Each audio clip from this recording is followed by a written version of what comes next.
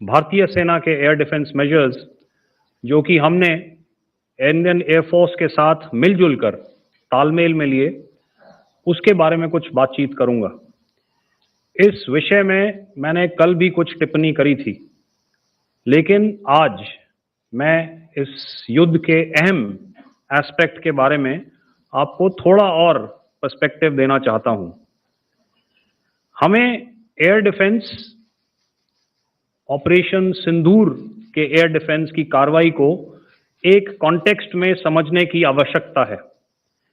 मैंने आपको कल बताया था कि पिछले कुछ सालों में आतंक की गतिविधियों का कैरेक्टर जो है उसमें कुछ बदलाव आ रहा था। अब हमारी मिलिट्री के साथ साथ मासूम सिविलियंस जो कि अपना बचाव करने में विफल थे, उन पर भी हमले हो रहे थे। 2024 में जम्मू सेक्टर में शिवखोरी मंदिर को जाते हुए यात्री और इस साल अप्रैल में पहलगाम में मासूम पर्यटक इस खतरनाक ट्रेंड के विशेष उदाहरण हैं। पहलगाम तक पाप का यह घड़ा भर चुका था। उसके बाद जो हुआ उसके बारे में हम कल विस्तार में बातचीत कर चुके हैं। क्योंकि आतंकियों पर हमारे सटीक हमले लाइन ऑफ कंट्रोल और इंटरनेशनल बाउंड्री को पार करे बिना किए गए थे, हमें पूरा अंदेशा था कि पाकिस्तान का वार भी बॉर्डर के उस पार से ही होगा। इसलिए हमने अपनी एयर डिफेंस की पूरी तैयारी पहले से ही कर ली थी। हमारी इन्वेंट्री में शामिल counter manned aerial systems, electronic warfare के साधन और एयर डिफेंस वेपन्स का इंडियन एयरफोर्स के इसी प्रकार के सिस्टम्स के साथ एक अनोखा मिश्रण किया गया। इसलिए आपने देखा कि जब जब पाकिस्तान एयरफोर्स ने हमारे एयरफील्ड्स और लॉजिस्टिक इंस्टॉलेशंस में 9 और 10 मई की रात को लगातार हमले किए, वो इस मजबूत एयर डिफेंस ग्रिड के सामने विफल हो गए। आपके सामने इस ग्रिड को एक तरीके से दर्शाया गया है। आप देख रहे हैं कि इंटरनेशनल बाउंड्री से कितनी layers, radars, counter unmanned aerial systems, उसके पीछे शोल्डर फायर्ड वेपन्स, हमारे विंटेज एयर डिफेंस वेपन्स जो कि काफ़ी सालों से हमारी सेना में हैं। एयर मार्शल भारती ने भी उसके बारे में बात करी। और लास्ट में हमारे modern air defence weapon systems. तो कोई मौका नहीं था कि पाकिस्तान एयरफोर्स ये मल्टी टियर डिफेंस को पार करके पीछे हमारी एयरफील्ड्स या लॉजिस्टिक इंस्टॉलेशंस को टारगेट कर पाए। ये जो डायग्राम आप अपने सामने देख रहे हैं, ये मुझे एक इंसिडेंट की याद दिला रहा है। और मैं आपको इस उदाहरण के जरिए से एक ये एस्पेक्ट हाईलाइट करना चाहता हूं। जब मैं स्कूल में था तो तकरीबन मेरे ख्याल से ये 70 का दशक था और उस समय इंग्लैंड और ऑस्ट्रेलिया के बीच में, आज शायद क्रिकेट की बात भी करनी चाहिए क्योंकि मैं देख रहा था कि विराट कोहली ने टेस्ट क्रिकेट से रिटायरमेंट ले ली।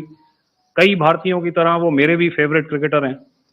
तो 70 के दशक में ऑस्ट्रेलिया और इंग्लैंड की फेमस एशेज सीरीज चल रही थी और उस समय ऑस्ट्रेलिया के दो बहुत तेज गेंदबाज जो कि क्रिकेट हिस्ट्री में बड़ा उनका नाम है, जेफ थॉमसन और डेनिस लिली, उन्होंने अंग्रेजी बैट्समैन और उनकी बैटिंग लाइनअप को तहस नहस कर दिया था। और ऑस्ट्रेलियंस ने उस समय एक कहावत निकाली थी, that from ashes to ashes and from dust to dust, if Thommo don't get here then Lillee surely must. और अगर आप इस लेयर को देखें तो आप समझ जाएंगे कि मैं आपको क्या बताने की कोशिश कर रहा हूं। तो अगर आप सारे सिस्टम्स को पार कर भी गए तो आपको फिर भी एयरफील्ड या लॉजिस्टिक इंस्टॉलेशन या जो भी चीज को आप टारगेट कर रहे हैं उसमें पहुंचने से पहले कोई ना कोई इस लेयर्ड ग्रिड का सिस्टम जरूर गिरा देगा। जो दुर्दशा कल आपने पाकिस्तान एयरफील्ड्स की देखी और शायद आज भी एयर मार्शल भारती की प्रेजेंटेशन में, हमारी एयरफील्ड्स हर प्रकार से ऑपरेशनल हैं। यही नहीं, पाकिस्तान के ड्रोन्स और वेपनाइज्ड यूएवीज से की गई हमलावर कोशिशें भी इस ग्रिड के कारण नाकाम हुई और जो बचे कुचे ड्रोन्स थे उन्हें हमारे शोल्डर फायर्ड हथियारों से मार गिराया गया। मैं यहां पर अपनी बॉर्डर सिक्योरिटी फोर्स की भी सराहना करना चाहता हूं। उनके डायरेक्टर जनरल साहब से लेकर बॉर्डर पर तैनात बीओपी पर पहरा देने वाले आखिरी जवान भी हमारे इस अभियान में बढ़ चढ़कर शामिल हुए और बहुत बहादुरी से उन्होंने हमारा साथ दिया। उनके काउंटर अनार्म्ड सिस्टम्स भी हमारे इस मल्टी टियर्ड एयर डिफेंस ग्रिड का हिस्सा थे, जिसके कारण पाकिस्तान की नापाक हरकतों का विनाश किया गया। आपने सुना ही होगा, जब हौसले बुलंद हों तो मंजिलें भी कदम चूमती हैं। In the end, I would like to highlight again that in every single domain that Operation Sindoor has been prosecuted, there has been absolute synergy between the three services. Not only have we, in this endeavor, been fully supported by our government, departments, and agencies, I cannot here not mention our 140 crore countrymen that have stood behind us with their prayers and goodwill, urging and inspiring us to achieve our mission and objectives. For that, we salute you. You are indeed the best. Jai Hind.